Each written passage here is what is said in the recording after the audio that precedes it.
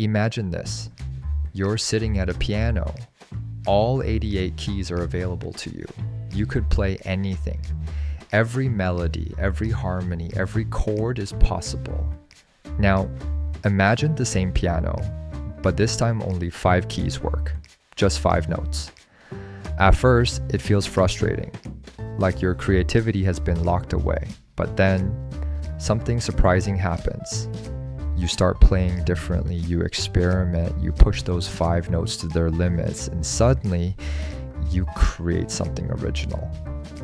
So let's ask the big question. Do limits actually make you more creative? Today we're diving deep into this paradox of creativity. How restrictions, boundaries, and limitations, things we usually think of as obstacles, can actually unlock our greatest ideas. And to make it real, we're going to look at examples straight from classical art, music, painting, architecture, and literature.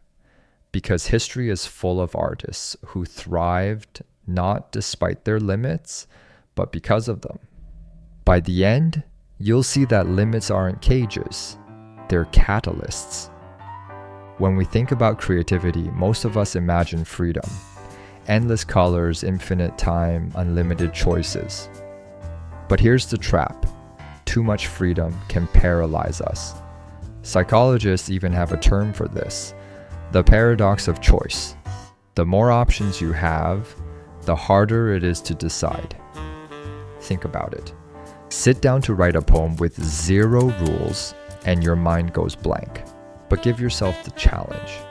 Write a haiku in exactly 17 syllables. Suddenly, the ideas start flowing. Creativity doesn't always thrive in a wide open field. Sometimes it thrives inside the fence. Let's start with music. Take Johann Sebastian Bach. He lived in the Baroque era, when music followed strict rules. Composers had to stick to specific harmonic progressions, counterpoint rules, and even church restrictions about what kinds of melodies were acceptable. On paper, this sounds suffocating. But Bach didn't just follow the rules, he stretched them. Within those limits, he created pieces of such complexity and beauty that we still study them centuries later.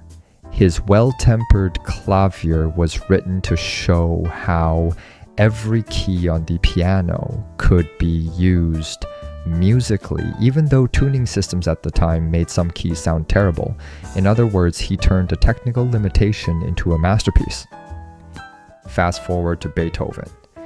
As he aged, he began to lose his hearing, a devastating limitation for a composer.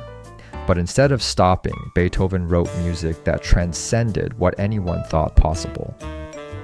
His Ninth Symphony, composed when he was nearly deaf, is one of the most powerful works in Western music. His limit didn't silence him. It pushed him to dig deeper, beyond sound itself, into the pure imagination of music. So in music, limits weren't walls. They were scaffolding. They gave structure, and from that structure, genius emerged. Now, let's look at painting. In the Renaissance, artists like Leonardo da Vinci and Michelangelo often worked under strict commissions. The church or wealthy patrons dictated the subject matter. Biblical stories, saints, mythological scenes. These artists couldn't just paint whatever they wanted. But those boundaries forced innovation. Take the Sistine Chapel ceiling. Michelangelo was given a clear framework. Depict biblical stories within a massive, awkwardly curved ceiling. He could have seen it as a burden. Instead, he turned the ceiling into one of the most iconic artworks in history, inventing dynamic poses and visual storytelling techniques that hadn't existed before. Or consider icon paintings in Eastern Orthodox Christianity. For centuries, these artists were restricted to a set of rigid rules, how Christ's face should be painted, how saints should be represented, even which colors symbolize which virtues. You'd think this would strangle creativity. Yet within those rules, artists developed subtle innovations, shifts in expression, use of light, symbolic gestures that gave depth and power to what might have been uniform images. Their creativity was sharpened by the very limits they faced.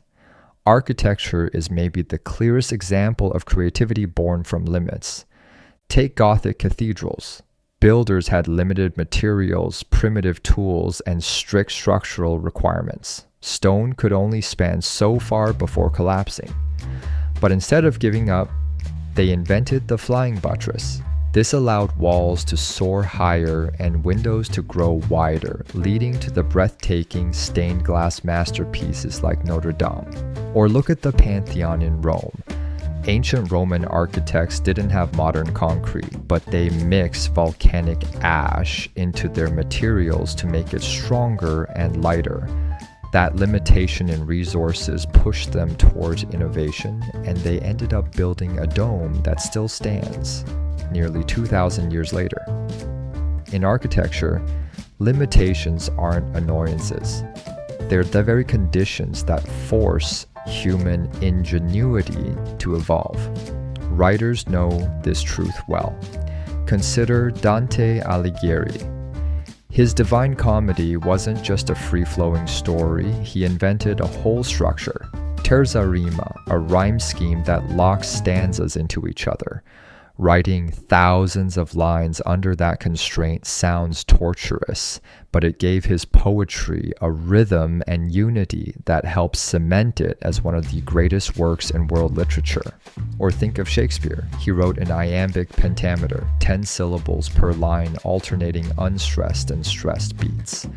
That's a huge restriction, but instead of boxing him in, it gave his language music, pacing, and power. The rhythm itself carries emotion, almost like a heartbeat running through his plays. And even in modern times, writers use deliberate limits. Novels without certain letters, poems that must fit exact syllable counts. These constraints force the mind to reach for unexpected solutions, often producing work that feels more alive than if there had been no rules at all. So what's going on here? Why do restrictions help instead of hurt? There are a few reasons. Limits narrow focus. Instead of drowning in infinite possibilities, you work deeply with what you do have. A painter with only 3 colors learns to blend in surprising ways. A writer with only short sentences finds rhythm and punch. Limits spark problem solving. Humans are natural problem solvers. When faced with a boundary, we instinctively look for ways around it or through it. Limits create uniqueness. If every artist could do everything, all art might blur together. But when each artist works within different constraints, time, material, culture, their work develops a distinct signature. Limits fuel discipline. Having rules forces you to show up and work within them. Paradoxically, that discipline often creates freedom on a deeper level. Now, let's bring this back to you. Think about the limits in your own life. Maybe you don't have unlimited time. You're juggling a job, family, responsibilities. Maybe you don't have endless resources. You can't buy the fanciest tools or equipment.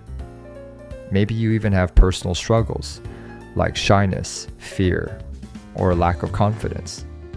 It's tempting to see those limits as roadblocks, but what if they're actually the conditions that will spark your best work? History shows us this. Creativity doesn't blossom in endless freedom. It blossoms when we're pushed against the edges. So instead of wishing your limits away, ask, how can I use them? How can I turn them into fuel? Let's take a modern parallel. Think of Instagram. When it first started, it only allowed square photos. That was a huge limitation compared to traditional photography.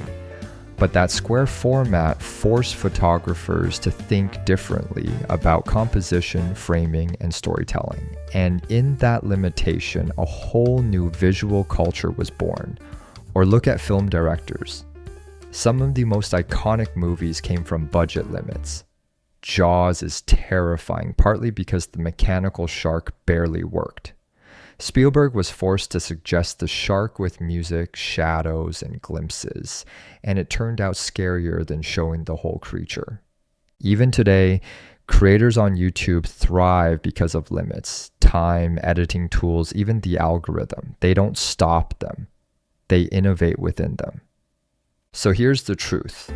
Limits don't kill creativity. They shape it. Bach composed within the strict rules of counterpoint. Michelangelo painted within the confines of a ceiling. Gothic builders worked with stone that threatened to collapse. Dante wrote within the chains of terza rima.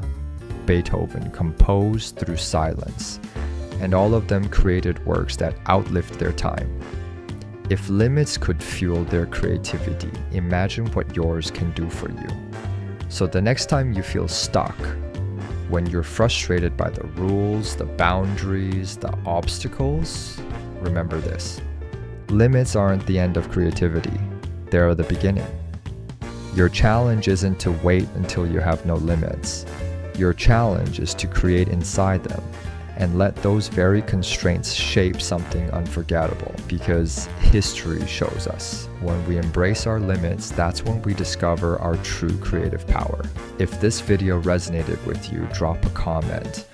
What's one limit in your life you could reframe as fuel for creativity?